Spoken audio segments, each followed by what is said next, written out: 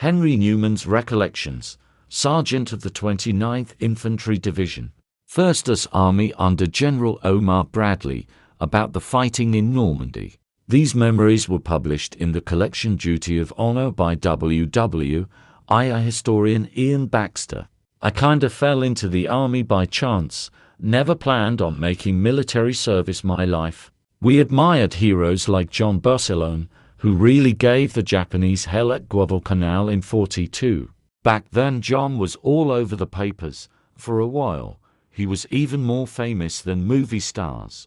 Watching guys like John, me and the neighborhood boys, mostly black kids from next door, would scrap fiercely, but honestly, we didn't win much 'cause we were usually outnumbered. One day, just before my 18th birthday, when my future looked like working at a radiator factory after school, 'cause my family couldn't afford college, I made a choice I didn't expect.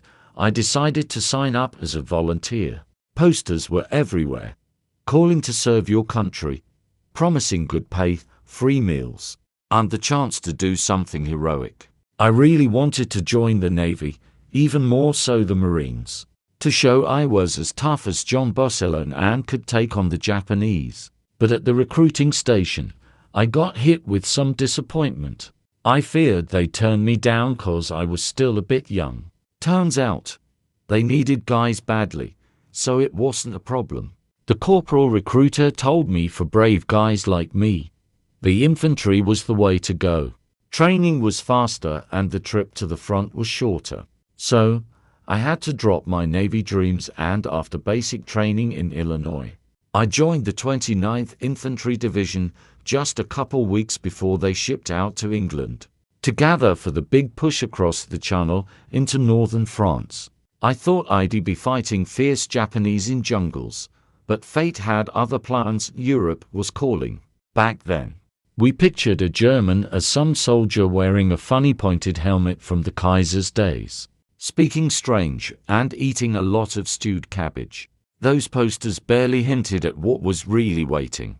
About 6 weeks before Operation Overlord, we got more serious lessons. How the German army was armed and fought. Even shown a few propaganda films made by the Wehrmacht's own Ministry of Propaganda. Even after all that, we weren't really scared, didn't think twice about it. We believed we'd handle Hitler's forces pretty easily, then either head home or go help finish off the Japanese. 2 weeks before D-Day, training got tougher. We had to memorize maps, know the terrain inside and out, study aerial photos of the coast, and be ready for our roles on the sandy beaches of Normandy. We looked up to the Rangers, who had already fought Germans in North Africa during Operation Torch. Seeing how serious those guys were made us nervous. We began realizing we had no real clue what was coming.